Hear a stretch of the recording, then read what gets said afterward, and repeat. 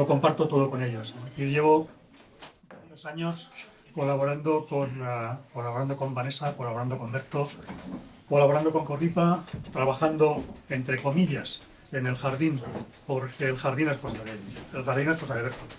Pero el Souto de Humboldt, que conoceréis a partir de mañana, es quizá un poco más mío, porque lo he recorrido, porque lo he muestreado, porque he capturado insectos, porque estamos haciendo el catálogo de esos insectos, de esos polinizadores, de mis abejas. Yo soy entomólogo, aunque me haya puesto la camiseta del oso, tenía que haber puesto la de la abeja, pero bueno, pues por aquello de no arrimar el arco a mi sardina, soy entomólogo, creo que taxónomo, y entonces, bueno, pues tengo, bien dice Alberto, la dura tarea de hablaros de linneo, de nomenclatura, un sábado a las 9:30 de la mañana, y además, y por favor, tomádmelo como lo que es, como una broma, en castellano. No voy a hablaros en gallego, porque no me saldría, no sé, o sea, bastante ridículo hago hablando en castellano como para hacerlo mejor hablando en gallego. No, lo haré en castellano, hablaré de linneo, espero de curiosidades, espero de cosas que para un taxónomo son, iba a decir interesantes, no, para un taxónomo son importantes. Los que nos dedicamos a la taxonomía, que en el fondo, yo creo que más que taxonomía, los que nos dedicamos a la nomenclatura, que es poner nombre a las cosas, nos duele, y aquí tengo compañeros que lo pueden corroborar, ver publicaciones en prensa, ver publicaciones incluso de otros compañeros más o menos cercanos en profesión, en los que la nomenclatura científica, los nombres de los organismos, no se les da la importancia que tienen. El nombre de un organismo, el nombre de un animal, el nombre de una planta, el nombre de una bacteria, el nombre de un virus, están regulados. Tienen una serie de artículos recogidos en unos códigos internacionales que regulan, y además regulan exhaustivamente cómo es la formalidad de nombrar a los diferentes organismos. Y eso es algo que los que nos dedicamos a ello, pues le damos una importancia grande. Y eso es más o menos lo que yo tengo aquí para contaros hoy. Es decir, más que hablaros del linneo y la nomenclatura científica, yo creo que voy a hablaros de la nomenclatura científica y linneo. Aquí vendría una cosa que algunos ya conocen y que me dijeron, no lo digas. Yo creo que sí. Y digo, voy a hablar de la nomenclatura científica y del linneo porque hablar solo del linneo, que era lo que me proponía Alberto, da para una charlita. Linneo era un... Lo digo. Linneo era un personaje anodino. Linneo era un burgués.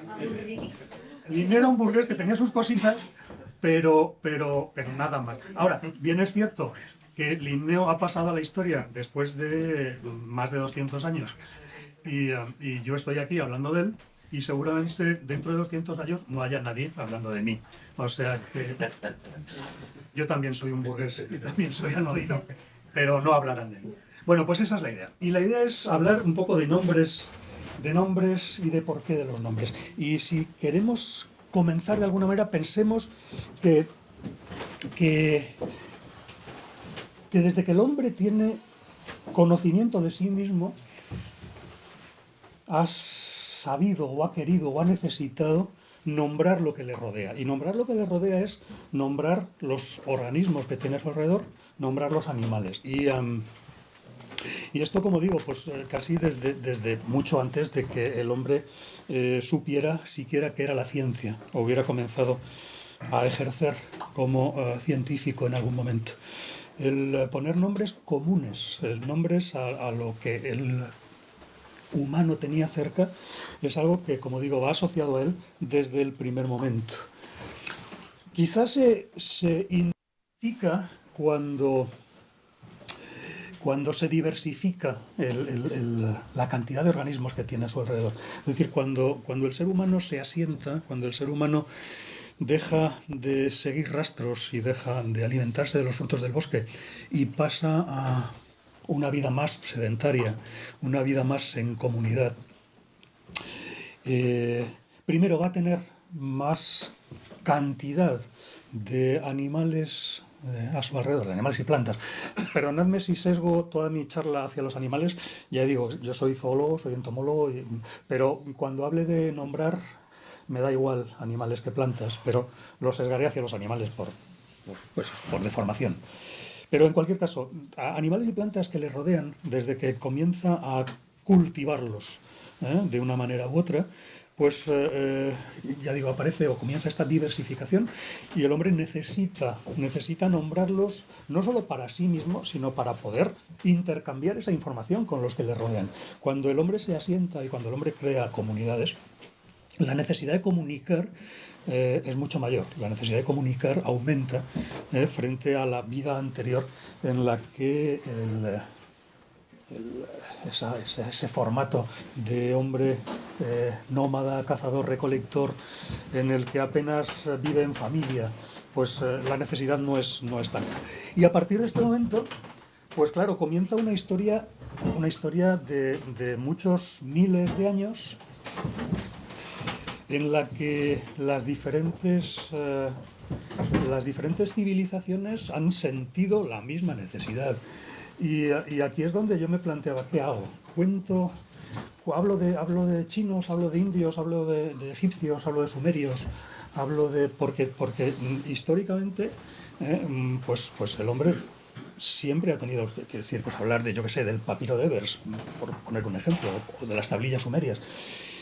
Pero creo que la verdadera revolución, tanto en la ciencia como en la nomenclatura, como en la taxonomía, como en la sistemática, aparece con este señor. Es decir, cuando Aristóteles dedica una parte importante de su vida a recoger toda la información que hay acerca de los animales, acerca de los organismos, tiene varias obras extensísimas. Él lo único que hace es recoger información. Él no aporta, o prácticamente no aporta. Sí es cierto que él realiza algunos comentarios, él realiza algunas descripciones, realiza algunas disecciones, y todo eso es información que queda recogida sobre todo en su obra magna, hablando de animales, que es la historia de los animales, donde ya comienza, y es lo que creo que nos interesa aquí hoy, comienza un principio de nomenclatura arreglada. O si queréis, Aristóteles es el primero que empieza a tener el concepto, quizá un poco vago todavía, quizá un poco etéreo, pero el concepto de especie, o la necesidad de crear el concepto de especie y de crear una nomenclatura, de crear una relación de nombres que permita reconocer, identificar a los organismos por sí mismos. ¿Qué ocurre? Que la nomenclatura normalmente es una nomenclatura vulgar, una nomenclatura coloquial, o una nomenclatura en el nombre, en el lenguaje de cada uno de los pueblos, de cada una de las civilizaciones, con lo cual bueno, pues la Torre de Babel ha existido siempre, y el intercambio de información es muy complejo cuando dos comunidades no son capaces de entenderse con su lenguaje. En este momento, cuando la Grecia clásica está en su esplendor, pues el dominio del lenguaje, el dominio de la cultura griega se impone en todo esto, y por eso es quizá Aristóteles el que comienza pues esta parte más moderna de la nomenclatura y la taxonomía. Y todo esto dura, pues no solo en el momento o en el periodo de la Grecia clásica, sino en el Imperio Romano. Es decir, cuando florece el Imperio Romano, cuando florece el Imperio Romano y hasta prácticamente el siglo XIX. Es decir, que Aristóteles ha tenido muchísimo peso en la ciencia, pensando en el momento en que Aristóteles escribe su obra y cómo eso ha pesado incluso con la ampliación de conocimiento que se empieza a tener de manera impresionante, pues a partir de finales de la Edad Media. En la Roma clásica también, pues aparece un personaje en el que se continúa la obra de Aristóteles. Este es Cayo Plinio II, también conocido como Plinio el Viejo, que lo curioso, lo interesante de Cayo Plinio, o de Plinio el Viejo, es que recoge todo el conocimiento de Aristóteles y lo pasa a lo que él es su obra magna. Es una obra en 37 volúmenes, creo, que es su Historia Natural, y ahí comienza pues a hacer descripciones de oído o descripciones transcritas de lo que escribe Aristóteles, que también realiza su obra de oído. Entonces, bueno, pues tenemos no sé si esto es, tenemos, bueno, pues descripciones de seres más o menos extraordinarios, más o menos raros, pues eso, figuras antropomorfas, figuras humanas completamente deformes o aberrantes, plantas exóticas que, pues eso, que solo se conocen por la transmisión oral. Y todo eso que hace Plinio el Viejo va a perdurar durante cientos de años. Con un añadido, y es que a partir de, como digo, pues finales de la Edad Media, comienzos del Renacimiento, el ánimo explorador del ser humano se acentúa, se agranda, se facilita con la construcción de grandes navíos, con la posibilidad de viajar en condiciones más o menos seguras, y aparecen pues cantidad de obras. Yo cito aquí los bestiarios, pero hay cantidad de obras que más o menos vienen a ser lo que hacía Aristóteles, lo que hacía Plinio, lo que hicieron los sucesores de Plinio, pero pues más elaborado. Y tenemos pues eso, descripciones de animales. Se me ha parado la esta. Descripciones de animales imaginarios, descripciones de sirenas, descripciones de unicornios, pero todos es lo que, porque aquí estoy más en el aspecto morfológico y en el aspecto un poco de imaginación de los naturalistas, pero todos ellos con su nombre correspondiente. Y luego después el que nos permitieran, o el que ellos pusieran este nombre, estos no sé si lo recuerdo, ¿no? El que ellos pusieran este nombre, pues al final nos permite conocerlos. Pero en cualquier momento, en ese periodo en el que los viajes se diversifican, se hacen algo habitual, pues comienza a haber un conflicto, y es que en esas descripciones que se hacen con nombres vulgares, y generalmente ese nombre vulgar, ese nombre común, se ha asociado a una descripción más o menos, o unas frases descriptivas más o menos elaboradas, más o menos inventadas. Yo me imagino que describir una sirena a partir de seguramente pues de un sirénido, o de un cetáceo, o describir un unicornio. La verdad es que el tema del unicornio daría para más, porque todos pensamos en el unicornio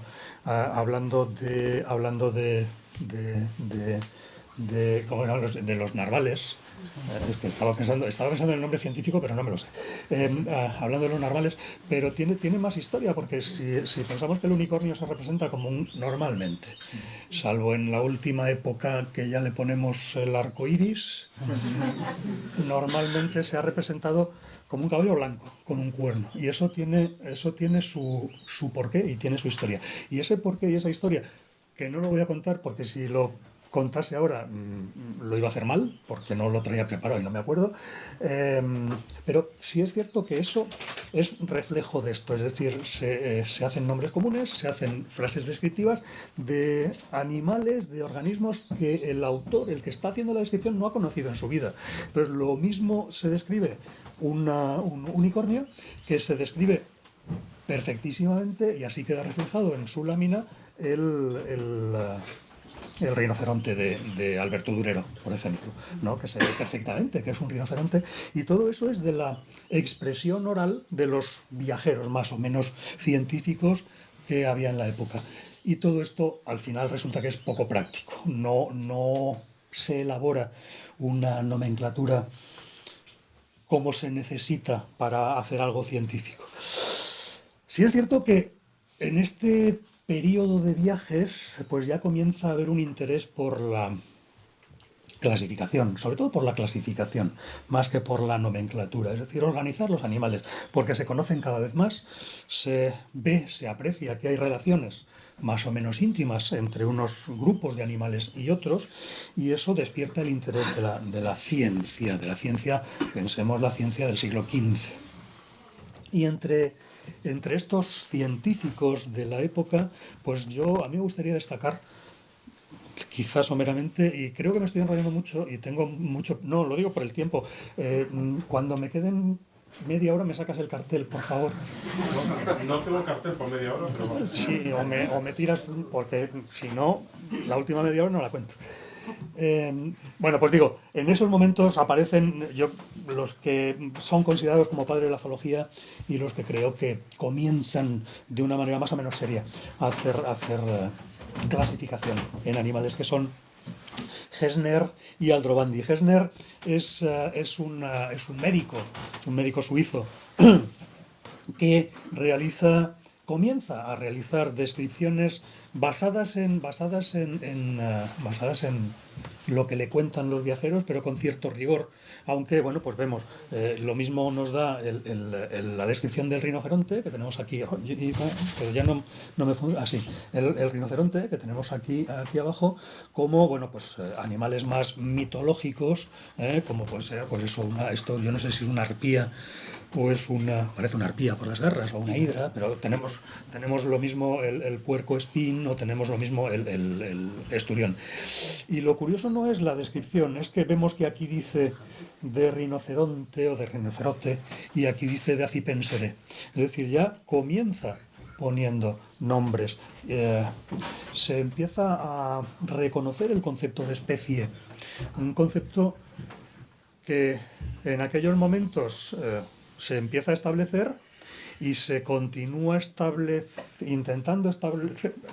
No sabemos lo que es una especie, no sabemos lo que intentamos extrapolar y simplificar, y decimos una especie es, y entonces luego ya dices y una especie taxonómica, una especie genética, una especie biológica, y la definición de especie al final, bueno, pues la podemos dejar en eso, ¿no? En una especie es aquella en cuyos organismos se cruzan entre sí y dejan descendencia fértil. Sencilla, aparente y, bueno, sí se cumple, no siempre, pero sí se cumple, ¿no? Pues vamos a dejarlo ahí. Bueno, Gesner hace una obra magna, creo que hace como 4.500, 5.000 páginas de descripciones de una lista de animales más o menos detallada. Aldrovandi, un poco después, Aldrovandi italiano, continúa la obra. Quizá Aldrovandi es más descuidado, escribe más, tiene hasta 7.000 páginas escritas de descripciones de animales, pero le importa todo menos. Quiero decir, es menos exhaustivo o es menos científico que Gesner, y bueno, pues describe muchísimas especies, pero pues eso, más italiano. Alguien lo ha dicho, pero bueno, es que no lo quería decir porque podríamos haber hecho más español. Y entonces pues... Pero no lo era. Si fuera español diríamos no español. Sí, porque bueno, pero esas cosas, bueno, pues ahí tenemos esto. Vale, gracias. Porque si no, nos hablo del Linneo.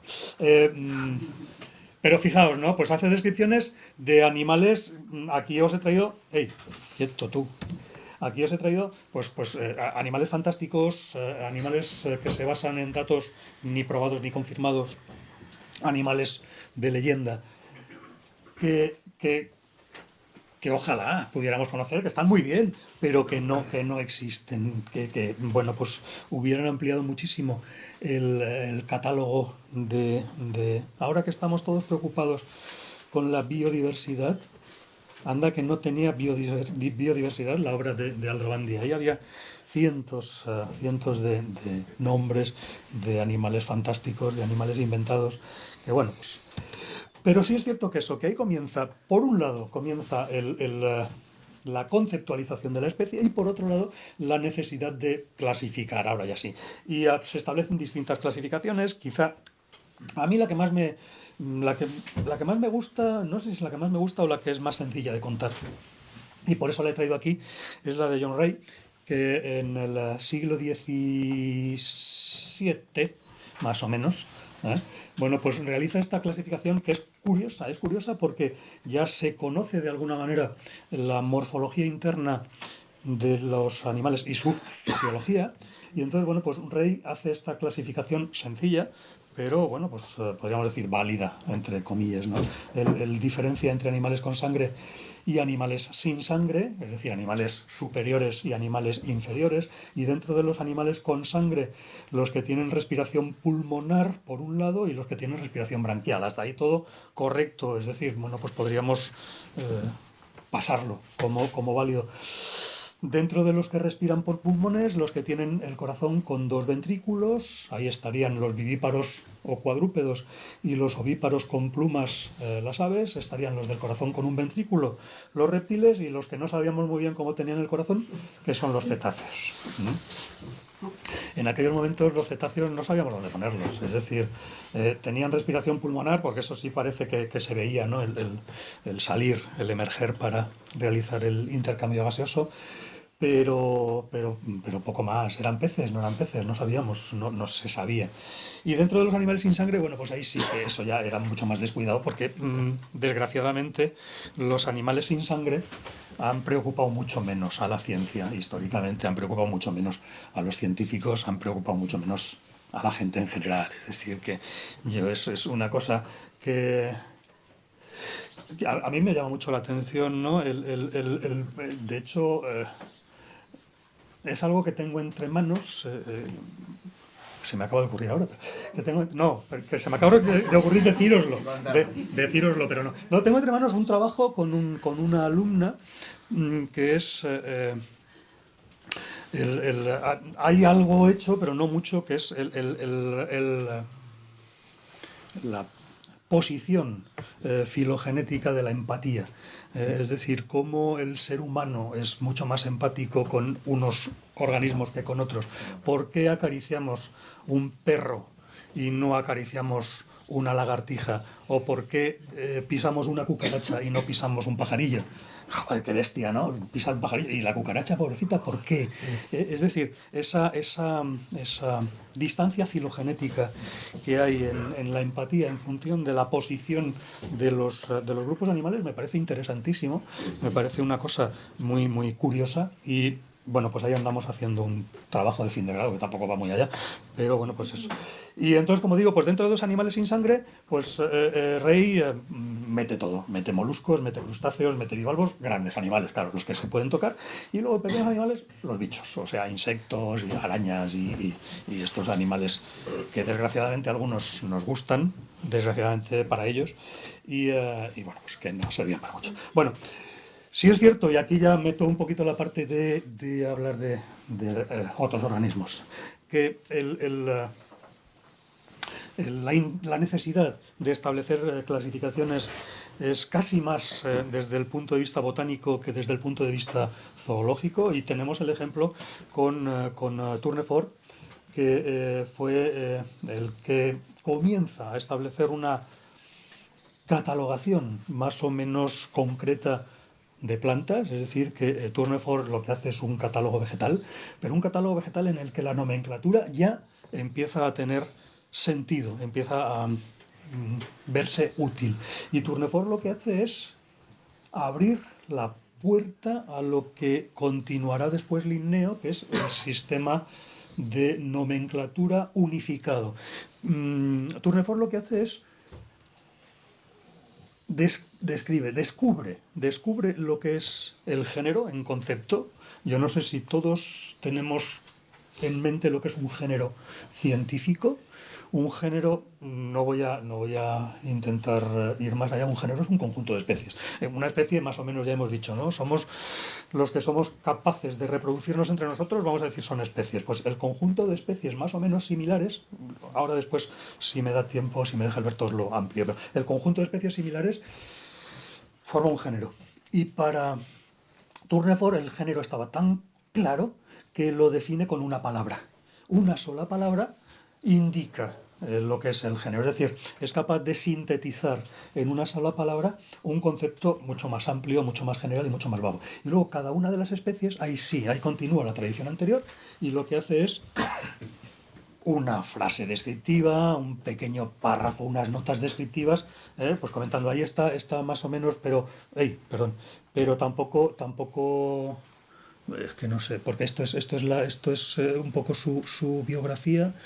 Si os digo que no me había puesto nunca pero aquí veis, pues aquí está el género Felix, no ha sido intencionado, me la he bajado de internet. O sea que... Pero bueno, y luego después dice Ramosa, Mallorquinalia, Optus, no sé qué. Bueno, pues hace una descripción, ¿no? Esto le abre los ojos a este señor. Es decir, Linneo va a ser el continuador de la técnica nomenclatorial de Tournefort y la va a mejorar. ¿Y cómo la va a mejorar? Pues dice, ¿por qué no establecer un sistema de dos palabras, un sistema de dos nombres, un sistema en el que esa descripción que hace Tournefort yo la cambio por un nombre, por un epíteto específico. Epíteto específico es una cosa que nunca me había gustado utilizar y de hecho yo en clase cuando hablo de nomenclatura nunca había utilizado la palabra de epíteto porque, si voy a hacer un poquito de spoiler, el nombre de una especie se escribe con dos palabras, pero el nombre de la especie es dos palabras. Es decir, y ahí enlazo con lo que decía al principio de errores en la grafía, errores en la escritura de las especies, empezando por ahí. Yo tengo alumnos que en el examen práctico de la asignatura, no sé, una especie, Homo sapiens, y les dices, nombre de la especie, sapiens. No, sapiens no es el nombre de la especie. El nombre de la especie es Homo sapiens, las dos palabras. Y eso es lo que establece Linneo. Y lo que hace Linneo es que sustituye la descripción de Tournefort por un epíteto específico. Y os digo, ¿por qué no me gustaba? Pues porque no había leído el diccionario. Y entonces, para mí el nombre de la especie tenía dos componentes que son por un lado el nombre genérico y por otro lado el nombre específico. Y me gustaba decirlo así, nombre genérico y nombre específico. Por una sencilla razón, porque no sabía qué significaba epíteto. Como no soy filólogo ni de lengua... Bueno, a ver... Algunos biólogos nos podemos considerar hasta de letras, ¿no? Los que no sabemos hacer estadística, yo creo que somos de letras. Pero no había leído el diccionario. Y entonces, epíteto, según el diccionario, epíteto es un adjetivo. Es un adjetivo que indica alguna particularidad del nombre, pero que no modifica el nombre. Entonces, el epíteto específico, ¿qué es? Pues es esa frase de Tournefort que Linneo tiene la capacidad de resumir en una sola palabra. Si nos damos cuenta, en cualquier nombre de especie, el epíteto específico siempre tiene una etimología que hace la descripción del organismo, del animal. Eso es lo interesante. Entonces, con esto, es decir, con la creación de este sistema de dos nombres, pues comienza de alguna manera la organización de la taxonomía con criterio taxonómico, con un criterio científico de otorgación de nombres, con un criterio clasificatorio, es decir, se establece una clasificación porque otra de las cosas que hace Linneo muy bien, aunque fuera anodino, pobrecito mío, pero que lo hace muy bien es que establece un sistema jerárquico, es decir, que crea vínculos entre unos grupos y otros, y luego pues no solo hace taxonomía, que es la organización, es decir, asignar los grupos a taxones, a grupos de organismos y clasificarlos, sino que les da nombre. Y eso, pues eso, lo queramos o no, lo estamos utilizando ahora mismo y seguiremos, quiero decir, que ha perdurado desde 1700. 1735, desde 1735 en que el Linneo publica su Species Plantarum para los botánicos, desde 1758 en que Linneo publica ¿cómo se llama? Perdón, su Sistema Natural, Sistema Nature, en 1758, la 10ª edición, que es la que tomamos los zoólogos como punto de partida para establecer la nomenclatura, y a partir de ahí, pues, esto parece que funciona. Pero, ¿qué ocurre? Pues que este sistema binominal se va a ver desequilibrado de alguna manera, por lo que a partir del Linneo se comienza a denominar el principio de autoridad. ¿Qué es el principio de autoridad o qué es este principio desestabilizador? Pues el principio de autoridad es que al final el que pone el nombre a un organismo es el máximo especialista en el grupo, el que tiene la autoridad.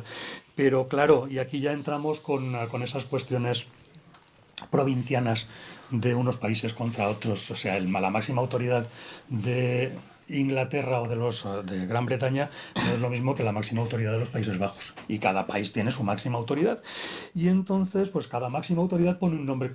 Total, que al final tenemos un sistema binominal, pero caótico, porque se acaba vulgarizando la taxonomía, se acaba vulgarizando la nomenclatura, y esto sigue creando tantos problemas como para que, y esto lo resumo porque tampoco, pues para que haya quienes se preocupan de que existe la necesidad de organizar todo esto, que poco a poco se va avanzando en el establecimiento de unas reglas, de unas normas, de unos códigos que permitan nombrar a los organismos de una manera no solo adecuada, que eso ya estaba, sino de una manera uniforme, de una manera internacionalmente uniforme, y con eso, pues pasando, pues ya digo, pues desde la preocupación de Strickland hasta los 17 artículos de Schapper, que son el origen de lo que tenemos ahora mismo. Bueno, pues en 1905 se crean unas reglas internacionales que derivan en lo que actualmente se conoce como el Código Internacional de Nomenclatura Zoológica. Y el Código Internacional de Nomenclatura Zoológica son las reglas que nos rigen a todos. Estamos, si mal no me equivoco, en la edición de 2019, creo que es la cuarta, desde 1905 creo que estamos en la cuarta edición del Código, de 2019, traducido al castellano en 2020, creo. No sé si hay alguna posterior. Y bueno, pues estas reglas internacionales, que como digo se establecen para los animales, se van a establecer igualmente por grupos de botánicos, se van a establecer por grupos de microbiólogos en su momento, y básicamente son los 3 grupos fundamentales de organismos en los que la nomenclatura está regulada de una manera además muy, muy estricta, con reglas que yo mentiría si os digo que me he leído el Quijote, mentiría si os dijera que me he leído la Biblia, y mentiría si os dijera que me he leído el Código Internacional de Nomenclatura Zoológica. No, o sea, uno tira de él cuando siente necesidad y decir, joder, a ver, ¿este nombre está preocupado o no está preocupado? Y dices, bueno, es una cuestión personal, ¿no? Porque la preocupación es cuando ya está nombrado anteriormente, no es que tenga una sensación interna de malestar. Bueno, pues todo eso. Y entonces, bueno, pues todo esto se lo debemos a este señor, que no solo crea esto, veis que cambia el fondo, porque este es el álbum de Linneo, el álbum fotográfico de Linneo. Y este señor que ahí tenéis, el padre de la taxonomía, el creador de la sistemática moderna, este señor que vive pues prácticamente... Ostras, bueno, me quedan 10 minutos, me dicen, pero como la vida de Linneo es anodina, la puedo contar en menos, no os preocupéis, ya os la cuento yo. Es la cuarta vez que voy a decir sencilla en lugar de anodina para no repetirme. Bueno, pues este señor que es el padre de todo esto, nace en Suecia, nace en esta pequeña localidad. Alex, si lo pronuncio mal, me perdonas. No sé cómo es que no sé sueco, joder, no sé gallego, ¿cómo pasa a ver sueco? Rasult o algo así. Bueno, nace ahí. Y nace en 1707 y ya desde muy pequeñito es un niño que siente una afición desmesurada por la botánica. No lo he querido decir hasta ahora porque yo soy zoólogo, pero desgraciadamente Linneo era botánico. Algo malo tenía que tener, bueno, aparte de tener una vida aburrida. Nace y ya de pequeño dicen, le gusta mucho el niño botánico. Y entonces el niño botánico, bueno, pues tiene una vida relativamente normal de niño, va a la escuela, aprende a escribir, esas cosas. Que, o sea, no era Mozart, no era el Mozart de la botánica, no destacaba. Y no tenía sí tenía un padre exigente, pero no tanto como el padre de Mozart, que le hacía hacer el mono y lo llevaba a concursos de estos de pequeñas estrellas ni cosas estas, que al final, bueno, pues todos acaban siendo, no sé, estaba pensando en algún cantante de estos que ha salido de pequeñas estrellas, pero... Michael Jackson. Michael Jackson, por ejemplo, ¿no? Pues no todos llegan. Gracias, Pedro. Salió bien. Bueno, pues él se mueve por allí, por aquellos tal, y llega el momento de ir a la universidad y, bueno, pues después de experiencias relativamente, bueno, pues ya sabéis que en aquellas todo el mundo tenía que ser cura. Y entonces el padre le dijo, venga, te metemos a... Y el chico dijo, no, mejor me voy a estudiar medicina. Es un paralelismo con otras vidas de científicos que tiene su aquel. Es decir, ser médico en aquella época no es ser médico como ahora. Ser médico en aquella época era ser un poco, iba a decir polímata, pero no, era ser un poco renacentista, era saber un poco de todo. El médico era pues un poco el que no era es que el médico era el físico, era, bueno. Se va a Lund con 20 años a estudiar medicina. En Lund aguanta poco. De Lund pasa a Uppsala. En Uppsala continúa sus estudios, pero tampoco se ve muy allá. Sigue obsesionado con la botánica. De hecho, ¿tengo foto? Sí. De hecho, en 1731, es decir, estando en Uppsala, estudiando medicina, el tío se lanza a la aventura y dice, me voy a Laponia a hacer una expedición botánica. Joder, perdón. He dicho antes que decía tacos, a alguien se lo he dicho. Mira que podía haber ido a Grecia o a Italia. Dice, no, me voy a Laponia. Entonces, el señor se viste así. Este es uno de los pocos retratos que hay de Linneo, que no era un hombre, no debía ser muy fotogénico, muy pintable, y hay poco de él. Pero ahí le vemos disfrazado de lapón, con todos los aparatos que se llevó para muestrear plantas. Y dice, joder, qué bien, ¿no? Este señor ha dejado de tener una vida sencilla. Joder, si se va a Laponia, se fue a Laponia y ya está. No volvió a viajar en su vida. Bueno, sí, miento.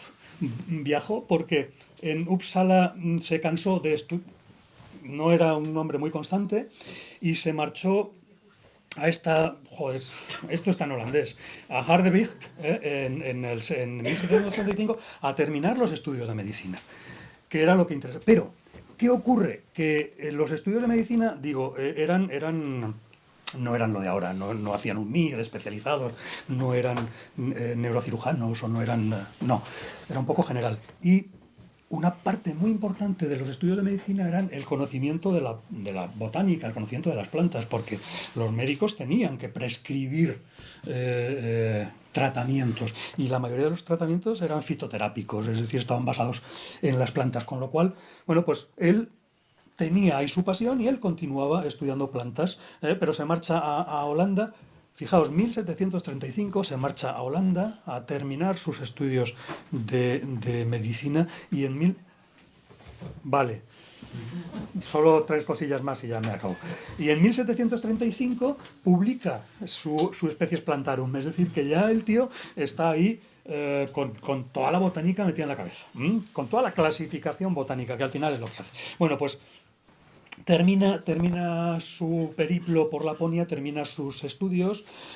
Sí es cierto que, bueno, pues aparte del viaje a Laponia, viajó por dentro de Suecia, es decir, que hace pues una expedición a Suecia central a recoger plantas. Y lo que aquí pongo, 1735, expedición a los Países Bajos, es que se fue a estudiar a Holanda, o sea que tampoco, que era un Erasmus y poco más, ¿no? O sea que no. Vale, bueno, pues cuando termina la carrera, vuelve a Suecia. ejerce la medicina, era especialista en sífilis. No tiene mucho que ver, pero como que aquello no le gustaba. Y entonces lo que hace es descubre a este señor que tenemos aquí, a Niels Rosen, y este señor era el catedrático de botánica de la Universidad de Uppsala, creo. Ya no sé si, bueno, de allí donde estuviera. Y era el responsable del jardín botánico y de las clases de botánica. Y Linneo dijo, te las cambio. Y entonces Rosen se fue a dar sífilis, que debe ser. ¿Va? Y Linneo dice, pues yo me dedico a la botánica. Y a partir de ahí Linneo se dedicó a la botánica. Y lo que hacía, pues en aquellos momentos, bueno, pues como cosa importante, pues relanza de alguna manera el jardín botánico de Estocolmo. Y lo relanza cultivando las especies siguiendo un criterio clasificatorio, es decir, que lo que él tiene publicado en su Species Plantarum lo intenta llevar organizadamente al Jardín Botánico de Estocolmo, pero además lo que él hace mucho era esto, que debía hacerse mucho en la época, porque esto, lo mismo, no sé de quién es la obra, pero podía pasar por un de Goya las majas y los majos en la pradera del Salto, ¿cómo se llama? Bueno, esto. A lo que voy. Le encantaba hacer excursiones botánicas y pues más o menos hacer lo que estoy haciendo yo ahora, ¿no? Que todo el mundo le mirase mientras él contaba cositas de sus plantas, de su tal, y bueno, pues con eso la gente descubrió la botánica y él lo pasó, quiero decir, él era un apasionado de esto. ¿Hizo otras cosas? Sí, pues por ejemplo fue el primero en utilizar científicamente los símbolos del escudo y la lanza de Marte para designar el sexo masculino y del espejo de Venus para el sexo femenino, que se utilizaban ya, pero él como que lo concreta y lo deja científicamente. ¿Que hizo más cosas? Sí. No se movió en su vida, pero tuvo apóstoles. y la verdad es que en el desayuno hablaba con mis compañeros de hotel el reconocimiento o la falta de reconocimiento hacia las mujeres científicas. Y pues decíamos, el otro día que ha sido el Día Internacional del ADN, pues se ha hablado mucho de Rosalind Franklin, por ejemplo, ¿no? Como necesidad de reconocer su foto 51 y lo que ella hizo y tal. O la del wifi, ¿cómo se llama esta? La señora esta que era actriz. Hedy Lamarr. Gracias, Hedy Lamarr. Pero es que alguien me ha dicho, también habría que reconocer a algunos hombres que también pasan desapercibidos, los apóstoles de Linneo. Necesitan reconocimiento. Sí es cierto que son conocidos, entre comillas. Aquí tenemos a media docena. Los apóstoles de Linneo son 17 apóstoles que son alumnos aventajados. Al final Linneo lo que hace es crear un equipo potente. Él se hace IP, se hace investigador principal y ya sabéis, una vez que uno se hace investigador se queda en el despacho y dice a currar que yo firmo. Y lo firmó todo. Y entonces lo que hizo fue a estos 17 los fue mandando a hacer viajes por todo el mundo.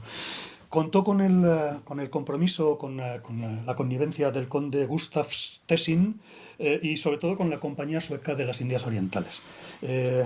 Entonces, el director de la Compañía Sueca estaba muy a favor de la ciencia en aquellos momentos y entonces lo que hacía era que admitía que en cada uno de los viajes que realizaban cada una de las expediciones que realizaban alrededor del mundo o a lugares más o menos remotos, fuera uno de estos apóstoles de Linneo,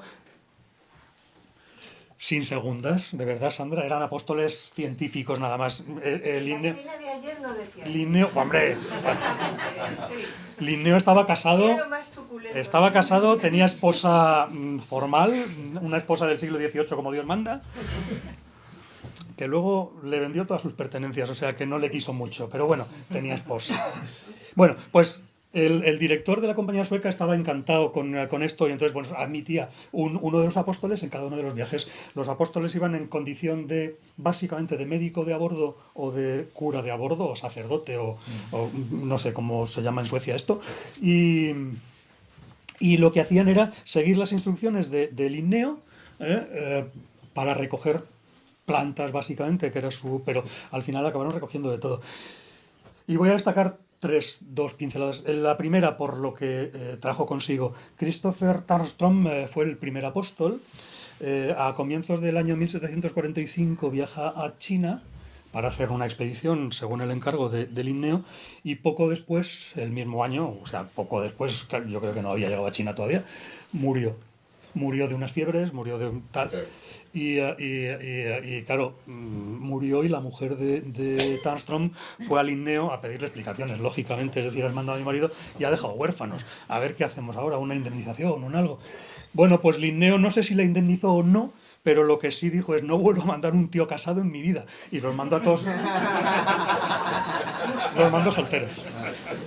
Los mandó a todos solteros, y aquí tenemos, bueno, pues también como, pues tenemos, fijaos, a Sparman y a Solander, que hacen los viajes con Thunberg y con James Cook, que son expediciones internacionalmente reconocidas, que siguen las instrucciones de Linneo, que recogen un montón de material, que Linneo absorbe, estudia, clasifica. Linneo, en el fondo, Linneo era un coleccionista. Linneo recogía, absorbía, nombraba y organizaba. Voy a preguntar, sí, me dice que tengo tiempo de preguntas, voy a preguntaros ahora, voy preguntando. Vamos a un timbre, Termino. Bueno, hacían esto. Algunos se reveló, quiero decir, murieron varios de los que ya iban solteros. Creo que murieron, de los 17 murieron 7, es un porcentaje relativamente elevado, y algunos se rebelaron contra él. Es el caso de Solander, por ejemplo, que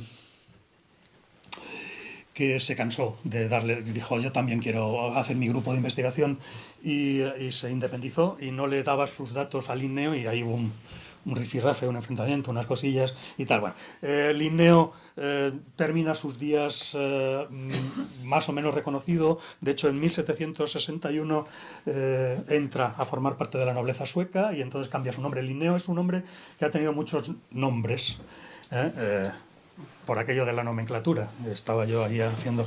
Entonces es Carolus Linnaeus, Carl Linné, Carlos Linneo. Es decir, es un señor que en sueco era Carl con K Linné, Carl con K Linné, y cuando pasa a la nobleza, cambia la K del Carl por C y se pone el von, que es la cosa esta de la nobleza, ¿no? De tener un apellido con más raíces. Se establece en Hammarby, pero hasta donde yo sé tenía un montón de casas, por lo que me dice, varias casas, me dice Alex, pero yo sé que aquí en Hammarby lo que hace es que crea un pequeño museo con todo lo que tenía, hasta que entra en depresión, lo pasa mal, tiene una serie de infartos, de los que entre el 1774 y 78 tiene infartos, y fallece en 1778. Como dos curiosidades, de verdad que termino, como dos curiosidades. Una, sabemos que en uno de los aspectos concretos del Código Internacional de Nomenclatura, y que todos debemos seguir, es que para poner nombre a una especie se necesita un organismo, un individuo o una serie de individuos sobre los que se haga la descripción formal, la descripción correcta, la descripción que se publica en una revista científica, que es lo que da valor a esa descripción, y que esa descripción se hace sobre un ejemplar que recibe el nombre de tipo o de holotipo. Bueno, pues el tipo u holotipo, es decir, el que tiene la descripción, el que tiene esta mariposa la he puesto aquí por la etiqueta roja. Los tipos se nombran con una etiqueta, se diferencian, se distinguen con una etiqueta roja, y la etiqueta roja de Homo sapiens la tiene Linneo. Es decir, Linneo es nuestro propio holotipo.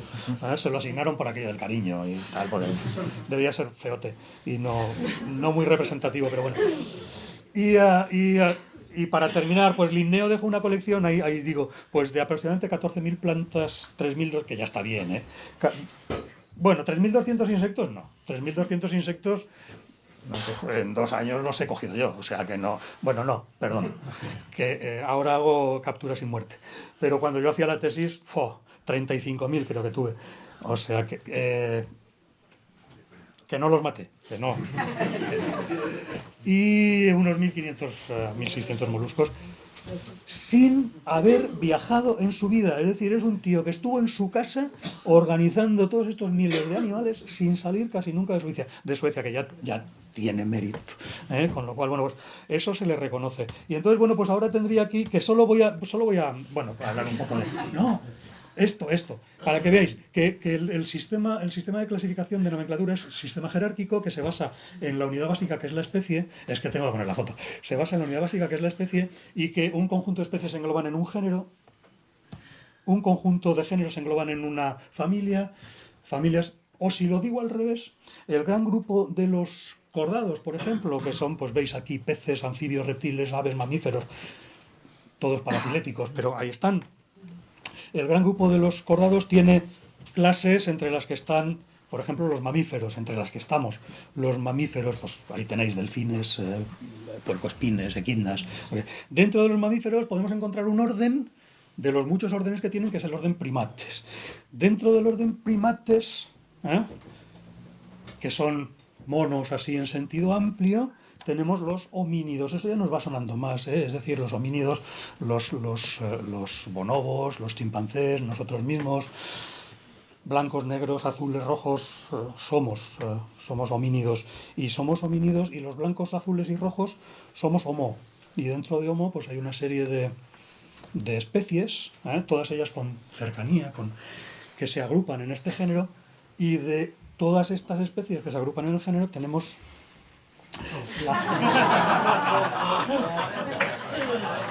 la especie que es la unidad básica.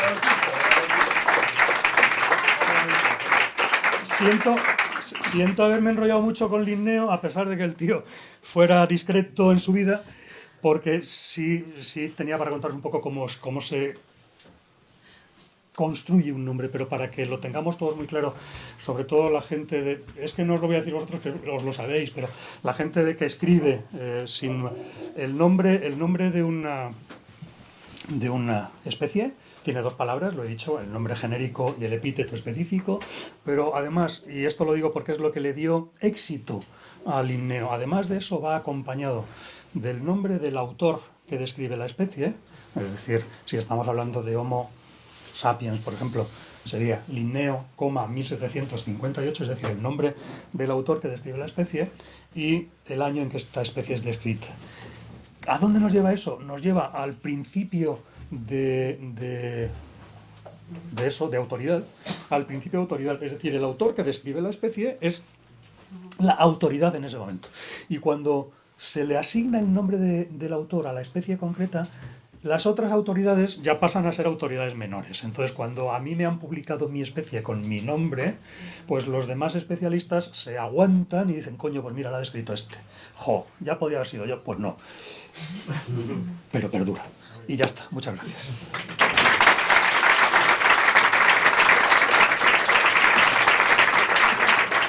Bueno, ahora, perdonadme, ahora que es el tiempo de preguntas, ¿no?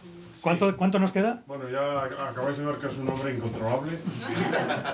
Voy a empezar a hacer Chistes de preguntas. zoólogos, chistes de botánicos, nos ha activado a todos a las 9:30 de la mañana y nos ha recortado el turno de preguntas a 7 minutos. No, que voy a hacer preguntas yo. Ah, tú. Es el turno de preguntas. Voy a hacer preguntas. Adelante. ¿O no? Sí, no. Tienes 7 minutos para preguntar. No, porque aquí quien sabe más que yo. Dime, Carlos. A ver, me vais a permitir que haga dos precisiones. Una, que aunque estoy absolutamente de acuerdo en todo lo que has explicado de Linneo, debiéramos incluir, a considerar el Linneo en la época en el que hizo toda esta serie de cosas. Sí. En la actualidad es un personaje ciertamente denostado en montones de aspectos, pero lo que hizo por la sistemática es una cosa absolutamente extraordinaria y hay que darle valor. Lo que ahora esta tarde de Humboldt tenía otras concepciones, sin embargo en la base he utilizado la sistemática linneana, que no podía ser de otra manera, por lo tanto en la actualidad, aunque está denostado, debiera... Sí. Xavier, contéstale tú, por favor. En el contexto en el que hizo toda esta serie de cosas, ¿no? Estamos completamente de acuerdo, todos, creo. Y la segunda cuestión es que es muy posible que dentro de 200 años, volviendo al principio de tu charla, si se hace otra reunión de polinizadores, es cierto que sí se recordará, porque este personaje que les está hablando a las 9:30 de la mañana, pues es un crack de los polinizadores, y lo que ha hecho por los polinizadores en este país es algo absolutamente extraordinario, y por lo tanto merece el reconocimiento de todos los colegas y mi persona, porque Joder, Perdón. Una cosa fantástica, de verdad. Joder, muchísimas gracias. Considerarlo un bien porque dentro de 200 años no estaremos aquí, No. pero sí ha hecho por los polinizadores en este país Joder, que me pone la lagrimilla. una cosa fantástica. Y lo felicito por ello. Gracias, Carlos. Joder.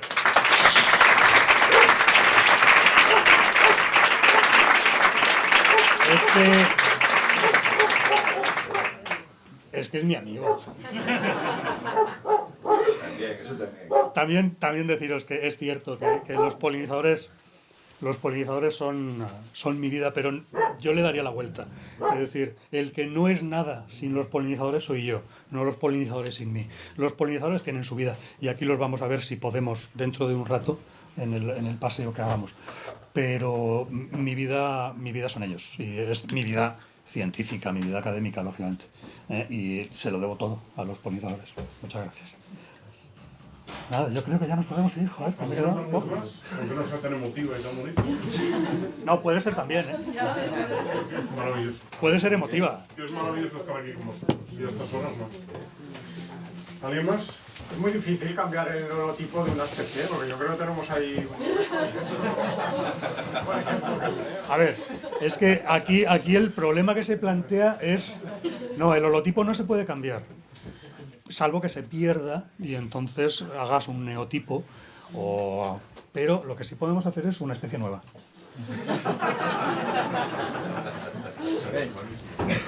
Claro, cuando ya se empieza a meter el concepto subespecie en la nomenclatura, claro, ya empiezas a tener que poner 3 palabras. Y 4, si metes el subgénero.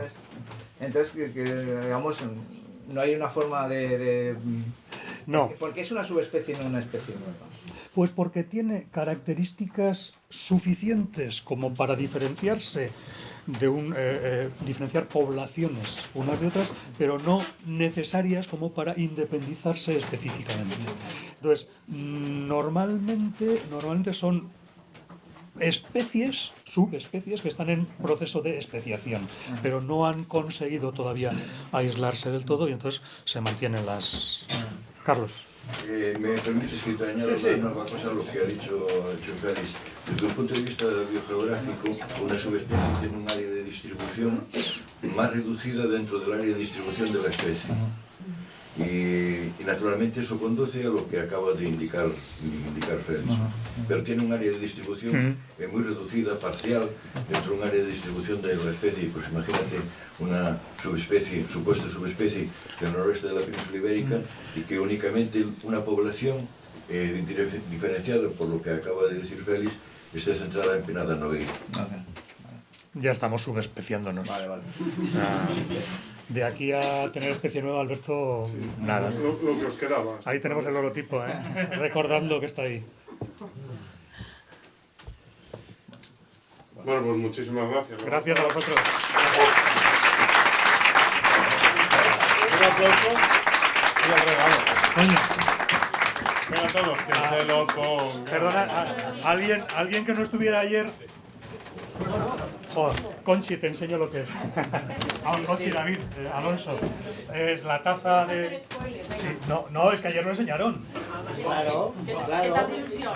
Hombre. Hombre. Ayer lo enseñó Charlie, ¿no? Pues no voy a ser yo menos que él. ¿Dónde está Charlie? No, Enseña la cámara. Dale la vuelta. No. espera, Ya, además, que te has jugado con la camiseta. Es verdad, si es la del oso. Claro. Hombre. Claro. Pues es la taza del oso, la camiseta esa y la guía del Souto de Humboldt, que es como la guía del jardín, pero que el jardín es mucho más importante y por eso es más gorda. La del Souto es más relativa. Porque ahí la hemos hecho entre varios y esta la ha hecho este señor solo. Muy bien. Y ya está. Que no es poco. Jo.